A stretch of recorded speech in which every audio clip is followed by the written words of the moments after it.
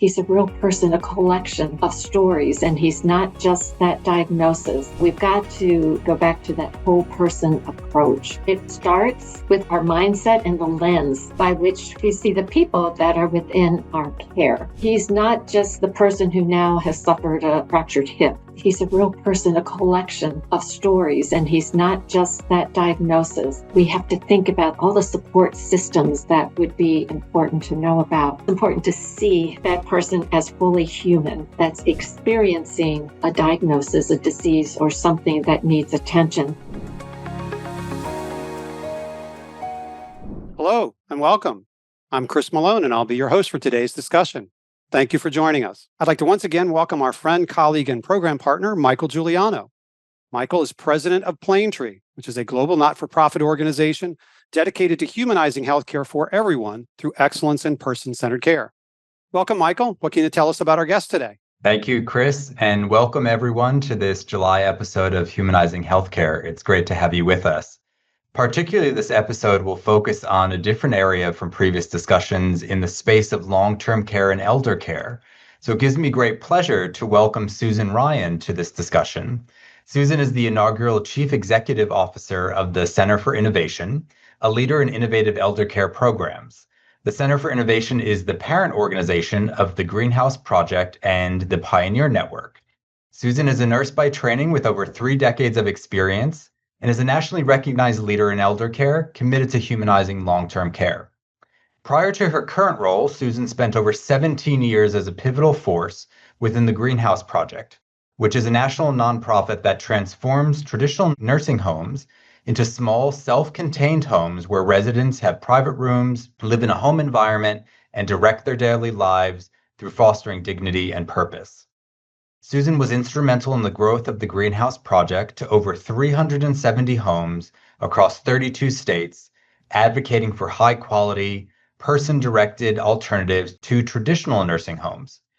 Her leadership has been central to the recognition of the Greenhouse Project as a leader in creating sustainable, human-scale elder home models that prioritize dignity and meaningful life for elders. The Center for Innovation also encompasses the Pioneer Network, a national nonprofit organization that has led the culture change movement in elder care since 1997, advocating for a shift from institutional medical models to person-directed care that values individual voice, choice, and quality of life. Susan's leadership has been central to the recognition of these initiatives as best practice in elder care innovation. Additionally, Susan shares her expertise as the host of the Elevate Elder Care podcast. Susan, it's great to have you with us and so glad that you had the time to join us today and looking forward to our discussion. Welcome to the podcast. Thank you, Michael, and thank you, Chris. It's my honor to be with you. Thank you both. So, Susan, that is such a tremendous accomplishment throughout the course of your career. I would love to hear the story of where it all began. Can you tell us how you chose a career in healthcare, including your journey from nursing into elder care innovation? Sure. It's interesting. I never sought out to be a nurse. I really started thinking I'd be a teacher. And all my life, I wanted to be a school teacher. And with young kids, I wanted to be early childhood. So I embarked on my education. But during that first semester, as I was going into the classroom, these elementary schools, I thought, I don't fit here. This doesn't feel like home to me. And so I had some friends that they were doing nursing. I was actually working for my uncle who was a dentist. And with some encouragement, they said, I think you need to try out nursing. And if you don't like it, you can do other things. Well, I fell in love with nursing. I just was fascinated by the human body and the whole experience of living and living fully and what it all meant. And so right after college, I kind of fell into something. It was probably not what my parents wanted me to do right after college. I think they had hoped that I'd go to the hospital and, do kind of a more traditional thing. But there was this physician in Pennsylvania who had this kind of enchanting concept. He said, I believe that rather than having people in nursing homes, I want to care for them in my farmhouse. And so I'd love you to join another nurse and help me figure out what we do. So there were about 10 elders that lived in this farmhouse that me and another nurse, we kind of took 24 hours, 24/7 care for them. And we provided meals, we provided their activities, I did everything. I did their medication. So it really gave me a picture of whole person approaches and really understanding who these individuals were. This was when diagnoses like senile dementia was floating around. And so they had some cognitive impairment, but it was amazing to me in that brief introduction how I was hooked. And I said, this is exactly what we should be doing. So my career, I was only there probably less than a year. And then I did go into long-term care, would become a director of nursing. And it's where I started realizing traditional nursing structures are not exactly places to live life. And I had seen something different and I wanted something different. So at that point, I kind of accepted a job that was a geriatric nurse educator, and that was to keep people out of nursing homes. So I thought, well, what I want to do then is go to the other side of the continuum and keep people healthier and keep them in their homes longer. So what does it look like to support them in their own homes? Well, it went on and on. I would do hospital nursing, and I finally found my real home when I went into the Greenhouse Project. And that was in 2005. And I have not looked back since. It was all of my worlds kind of coming together, but doing it in a way that really valued that place of home and the personhood of each individual.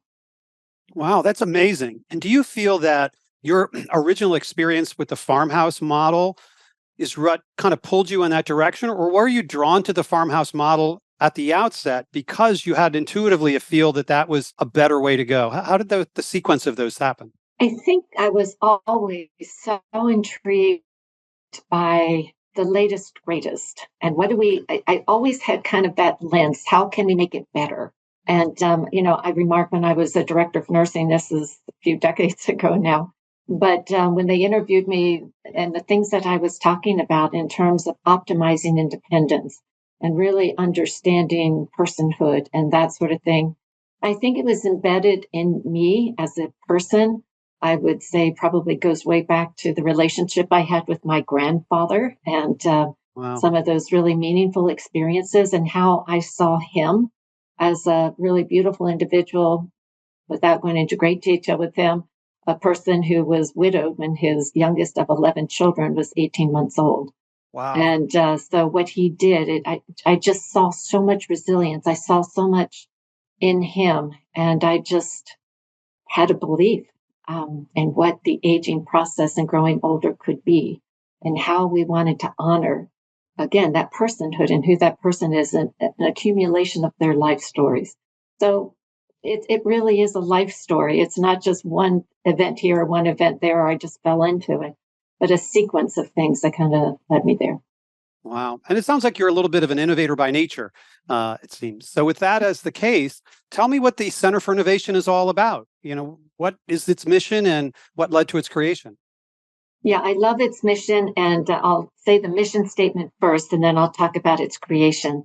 The mission is to be a catalyst for advancing person directed living and empowered cultures in the community of one's choice.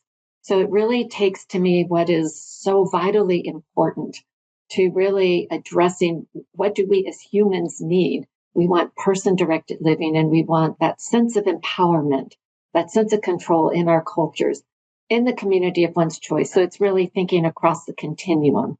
That's the mission of Center for Innovation. You can't really talk about Center for Innovation without going back to talk about Greenhouse. So the Greenhouse Project was funded by Robert Wood Johnson from 2005 to 2015. We were housed in Capital Impact Partners in Arlington, Virginia. It was a replication initiative. So it was about scaling this innovative model that was described in the introduction of me. And so it was at the end of 2015 that it was time to think what's next. And so the Center for Innovation was formed by a group of actually Erickson School on Aging faculty members who said, we believe that there could be a huge opportunity to create a center that would help to scale innovative models like the Greenhouse Project. And it would be a wonderful laboratory, if you will, for some of their graduate students who were doing the Masters in Aging Services program. And so in 2016, we kind of embarked on kind of this new path, and the Center for Innovation was born. Greenhouse Project was its sole innovation, but with a bigger vision to do more. It was interesting. In 2019, we kind of mapped out a strategic plan for what's next with a new board, and COVID hit in 2020, so it's been a bit slow. But in 2022, as a result of COVID and really wanting to gain efficiencies and alignment with other like-minded organizations, we formed that alliance with the Pioneer Network of Culture Change that was also described. And we really felt this was that opportunity to be better together and together advance the person-directed living models and empowered cultures. Wow, that is a great story. Now, many of our listeners work in acute care or primary care or specialty care settings, but I'm guessing that a lot of the insights from your work in elder care innovation are going to be transferable to those care settings as well, particularly as our population ages around the world. Is that right? And if so, can you give some examples of what those might be? Absolutely. I really think that it really first starts with kind of our mindset and the lens by which we see humans, the lens by which we see the people that are within our care. And that these are individuals that, as I mentioned in reference to my grandfather, he's not just the person who now has suffered a fractured hip, but he's a real person, a collection of stories. And he's not just that diagnosis and just what his care needs, but we have to think about that greater, all the support systems that would be important to know about. And so I think it really starts there. And as I often say, whether it's workforce or the people that live or are receiving care in our facilities, that it's important to see the person and to see that person as fully human that's experiencing a diagnosis, a disease, or something that needs attention. But we've got to, again, go back to that whole person approach. And I think that is universal. And because I have worked in different settings, I can tell you that's the lens by which I brought to whatever setting I happen to be in. Yeah, and I think what the things that you mentioned there are really essential because to learn the story of a particular patient, they're not just an individual with a diagnosis in a bed or a room. They're a Right. person with a story in the context of all of that. Not only makes them feel seen and heard and understood in a way that care can be more personalized, but I also feel that for care providers, it allows them the kind of human connections that many came to healthcare for in the first place. And that if things become really transactional, they are starved of that human connection. And so it works in both ways. Is that right? 100%. Yeah, it really is. I mean, I think we talk a lot about reciprocity in relationships, and it's not just giving care, but it's also kind of receiving. There's that kind of circle that, I think it's beautiful. And so relationships are critically important, I think, to the work that we do. The other thing that I would say that I think informs everywhere we go, we need to be cognizant of our environments. Mm. And I do see hospitals making more changes. My dad was recently in the hospital, and I noticed the hospital had gone to all private rooms and the private bathing facilities right there within his room. And I think certainly during COVID, we learned that, the environment does play a role. And it was really inviting even that care partner, in this case, his wife, to be able to support him in his stay so that there was the ability for her to spend the night if she wanted to. Recognizing again that family unit and that opportunity to really think about what's important to this person and how did we really support him or her in their recovery process.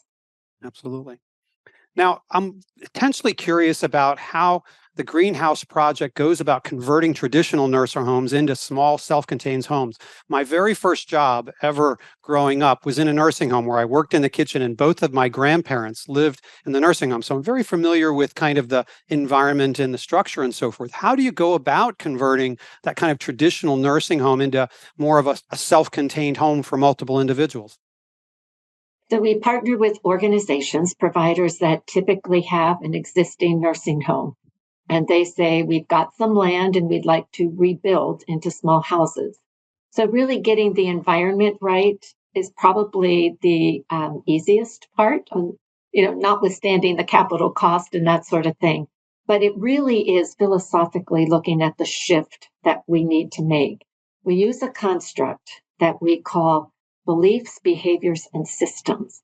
Beliefs is that mindset shift where we philosophically, it goes back to see the person. It's really recognizing what are some of those beliefs that have us kind of stuck in stigma, stereotypes about what people need as they are aging, what people need in terms of nursing home care. And it's really shifting those beliefs to think about the possibilities and how do we look at that person differently? How do we really see them as a person with intrinsic worth and value? How do we really understand them beyond their diagnosis to really understand who that person is at the core? How do we ensure that they live a meaningful life, not just have their care needs check? And so it moves from a task focus to obviously a very person centered focus. And secondly, is the workforce and to really think about what does it look like to empower our care force and those that are supporting the elder to live his or her meaningful life. And we use a universal worker model, so there's a lot of education. So, what are those behaviors that need to shift? So, you've got your beliefs and your behaviors, and how do we support the workforce? What does it look like in terms of supporting that elder? And last but not least is the system. And I think oftentimes our systems are really keeping us stuck in an institutional rut. And so, what do we need to do to shift the system that really supports a new way of caring, a new way of being, a new way of supporting both those that are living in our communities and those that are working there, so that they're able to experience that beautiful link that you described earlier about how do we support one another. And it really is a dyad that we feel is just vital to really creating a new way of caring and a new model. I think I really like what you said there about systems because we see the same thing in other care settings that, yes, we can talk to people differently about their beliefs and yes, we can try to modify the behaviors. But I often feel like the systems, policies, and processes that they have to work through are kind of Yes. like an American Ninja Warrior obstacle Yeah. course and that they're Yes. designed to deliver transactions rather than relationships. And that's not the kind of care that anyone will find fulfilling. Absolutely. No, I don't want to be seen as a task or transaction, if you will, but I really want to be seen as a human. I want to be engaged in a relationship. I want to know that the systems there are there to support, those relationships to happen and for, again, those new ways of doing things to happen. I think to your point, what happens typically is we can figure out, let's work with an architect. We've got the design right. And then I think the next thing are job descriptions. Okay, this is what we want you to start doing, stop doing this. But if we haven't shifted the mindset and we haven't addressed the systems, the policies, the procedures, those sorts of things, we'll bring the old mindset and we'll bring the old system, and system wins every time. That's right. That's right. Now, having worked both in the traditional care setting, of long-term care and now in more the greenhouse model, what are some of the changes in the living experience that residents have? And as well as how does it impact the well-being of care providers to kind of shift to a different model? What are some of the changes you've seen as a result? Well, size matters. And when you go from, let's see, but the nursing home that I worked in was 120 beds. We had four of those rooms had four beds, four people living in one room. Wow. And the rest of them were all semi-private. There, in this particular facility, there wasn't one private room. And so when you think about privacy, when you think about what that does to individuals and what we all need is that sense of privacy, that sense of this is my space. And certainly during COVID, we know what that means from an infection control perspective. So you're taking what was 120 and you're building either 10 or 12 homes, depending, will they have 10 private rooms with an ensuite shower or will they have 12? The other thing that is done is we decentralize the dining or kitchens. And so each home has a kitchen. And so that's where meals are prepared. And I don't know about you, but having access to the foods I like when I like them is pretty deeply important to me. And so, once again, that meaningful life, what are the simple pleasures? What do I need to be able to have a meaningful life? And so, decentralizing that kitchen is really important. The universal worker concept that I alluded to earlier, it's really about equipping the workforce with what they need to be a versatile worker. They do the care, they do the cooking, they do the cleaning, they do the laundry. They are really doing the engagement. So our staffing is higher so that they have the time and the ability to be able to perform all of that. And really, when I mention whole person approaches, and I go back to my farmhouse days, I remember cooking for the people that were within my care within this farmhouse and really knowing exactly what Sadie wanted, what Jim wanted, and to be able to nurture them and to solicit their involvement with me. And that happens organically and dynamically. I think the other thing from a workforce perspective, and we know workforce is certainly challenged these days, but inviting them into gaining life skills. So oftentimes our certified nursing assistants have not had a core skill set of being able to cook or to bake. And so really equipping them with culinary skills. So those skills are transferable, not just this is what I do at work, but now I'm able to go home and make my toddler a birthday cake or my family a meal or my husband a romantic dinner because now I know how to do something more than fast food or freezer to microwave to table. So it's a beautiful thing. The other thing is we spend a lot of time on education, equipping with coaching and communication skills, really making sure how do we share decision making and power, because an empowered workforce, they're part of the decision making problem solving process and bringing them into it and equipping them with those skills. And again, who can't benefit from some communication skills, both at home and at work? Wow, that's outstanding. And so it sounds like the Greenhouse Project is all about reinventing the care environment and the approach, from the outset. Now let's talk a little bit about the Pioneer Network, which seems to be focused on kind of the other end of the spectrum, which is trying to influence the culture in long-term care facilities and elder care. How does the Pioneer Network work? So they really, it's an amazing story how they all came to be. Kind of like minded people found each other in the 90s and they said, we can do better. This is after Oprah and the nursing home reform had come out and said, we must do better. And so they were on their own coming up with these innovations and these opportunities to make it better. They said, what if we come together and form a network? What if we convene national annual conferences and really bring like minded people together so that we can put forth these best practices and these cutting edge ideas that will equip nursing home providers, assisted living providers to be able to embrace these new ways of doing things and take them back into their communities. So their reach has been incredible over the years. I remember going to my first Pioneer conference, probably 15 years ago, and it was really life changing to me, and I'll never forget it. And so it really was a no brainer that we would kind of join forces together, recognizing as much as I would love to see all long term care happen in a small house model, likely not possible. So, what does it look like so that we don't have the haves and the have nots? What can we do with those existing traditional buildings to really bring person directed living and empowerment into those cultures?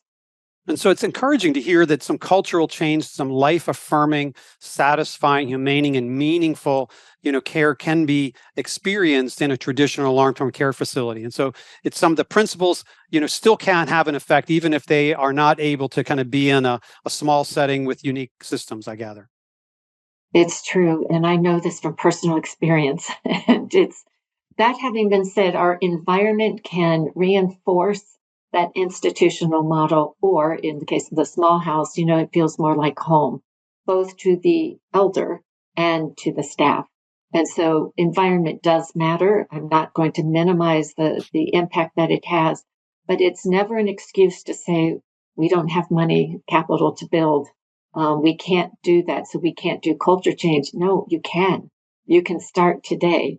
And it really starts with each individual. And I think the other thing that I would say, it really starts with leaders who just say, we've seen a better way and we are going to embrace what we can do and really embark on a path. And that's kind of why we still exist. Our conference is a wonderful way to get people plugged in and excited about new ways of doing things and taking something back into their community. Now, given the transformative work you've led in eldercare, what advice would you offer to patient experience and quality leaders in other care settings about how they can apply some of what you've learned so that they can deliver more person-centered eldercare in their organization? Are there any ideas you have or suggestions or advice you would have for them? Well, one of my mantras, and I think it crosses settings for sure, it certainly has for me as I have been in different settings, it's all about relationships. And the better you see that person, the better you know who that person is, understand what's important to that person, the better you can influence their healing journey. And even if it's a terminal, I've certainly worked on oncology floors.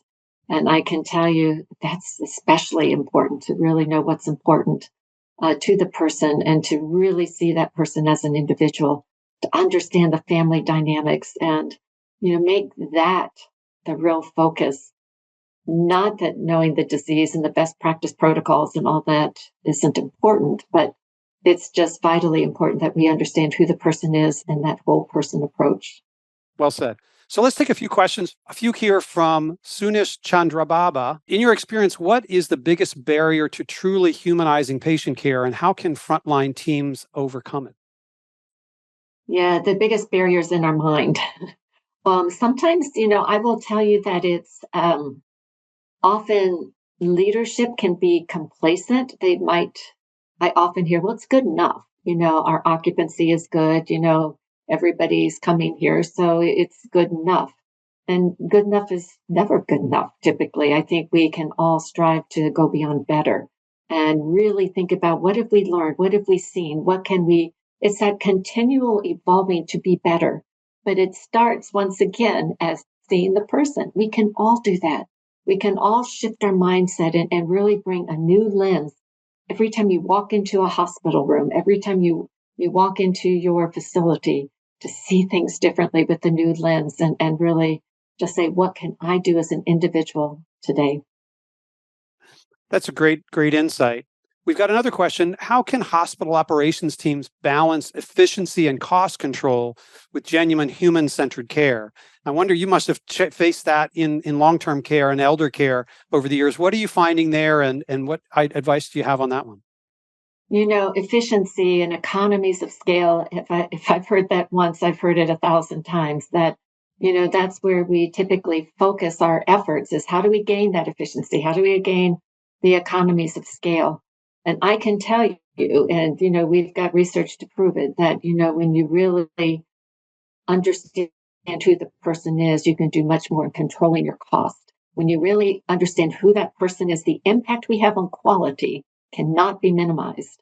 And when you start really collecting data, I'm going to recommend a book. It's by Dr. Stephen Treziak. It's Compassionomics. And it is a beautiful book about the power, the research that has gone into establishing compassionate cultures and to really the economics and the return on the investment of creating these types of cultures. We had him as a keynote speaker in 2023, it was. And we were just so incredibly impressed by his words of wisdom. And actually, there was a standing ovation because of the wisdom that he shared. And that translates when you do the right thing, when you really lead with compassion and you lead with really being in relationships and knowing who that person is that you are serving, the results will follow. No, you're absolutely right. And we've seen it in our work as well. I often like to say that if we thought that economies of scale had no cost, we were sadly mistaken. Right. Because economies of scale cause things to be transactional, and that loss of loyalty, that loss of engagement ends up costing us more in the long run. Exactly. We would be much better 100%. off to foster that relationship and that engagement and that commitment at the outset. Yes, 100%. One more question Sure. from Karanisa Ismail. What are the trade-offs between investing in human-centered design and maintaining cost-effective workflows? A little bit, again, going back to cost, but also to systems that you mentioned before. Maybe some of your experience with systems could inform us here. Yeah, I think, you really do have to get into the systems change because otherwise it's a square peg in a round hole. And like I said, systems always win.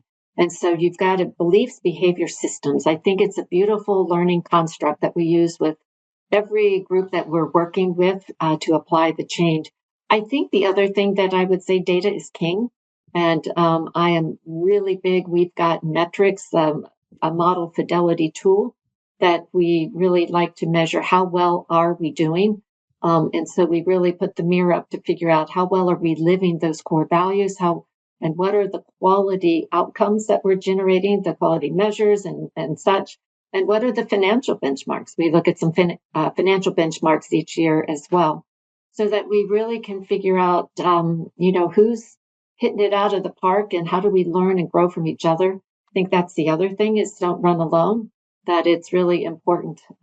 That's why things that you all are doing are so important, that we are better together and, really sharing our wisdom, our collective wisdom, and understanding what are those mechanisms by which we can keep getting better. Oh, that's terrific. One more from a listener. Could you share an example where a small change made a big difference in humanizing the patient or caregiver experience? Well, small change. I'm going to tell you a story of a woman that was admitted into or moved into a greenhouse home, living with some significant cognitive impairment. I mean, she had become essentially just very withdrawn, was not speaking much at all, had given up playing the piano, given up baking or doing anything. And it was really amazing to me, the just moving into what felt like a real home. As they were starting to bake in the kitchen, they invited her to participate. And it was amazing what she did to eventually start working and doing some of those things. There was a garden in the backyard, and getting her fingers in the dirt and having something that was so reminiscent of what she had done. But I think the really big thing was when one of the workers brought in her newborn baby. It was, I guess, by this time about 6, 8 weeks old, and brought it into the house. And this woman, who had not really been speaking much, but participating in some activities, she said, "Give me that baby." And she just, with her hands, held the baby and she sang a song to that Oh, baby and just rocked that baby.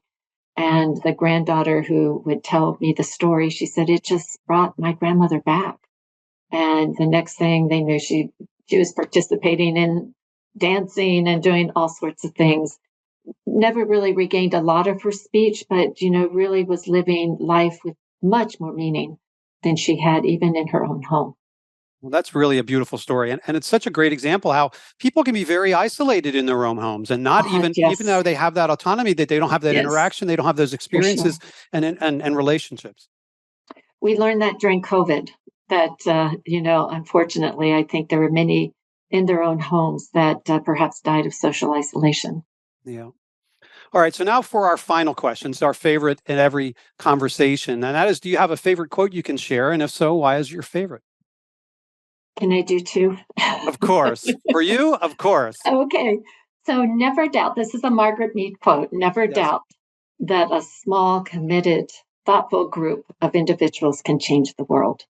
For indeed, that is what has always happened. And that one, of course, is because I do believe that as we really come together, small group, but if we're committed and we're thoughtful about what we're doing, I believe we can change the world. And now, as we talked earlier, greenhouses touch the world. We have gone global. The other thing that I would say is a Maya Angelou quote, and it's essentially a bit of a paraphrase, but we did the best we could with what we knew. But when we knew better, we did better. And for me, when I think about my career trajectory, and I realized I was a nurse when restraints were best practices. And, there was a time that I did it and I felt terribly uncomfortable. But when I knew better, it was time to do better. And I think we all are learning more about what we can do better. And now it's time for us to go do better. So Those are my quotes. I love that Maya Angelou quote. I'm going to add that to my list of favorite Maya Angelou quotes. I wasn't expecting that one. And so thank you for sharing that. That's really, really valuable. My pleasure. Susan, thank you so much. It's been such a meaningful conversation. I'm sure our listeners will agree. We're so grateful for the insight and perspective you've shared with us. To our listeners, thank you for joining us as well. We hope you found this discussion informative and inspiring. And be sure to join us for our next Humanizing Healthcare conversation. We'll be talking with Lisa Griffin, Chief Consumer Officer at University Hospitals in Cleveland. And we'll be sharing insights and ideas you won't hear anywhere else. Thanks very much and have a great rest of your day.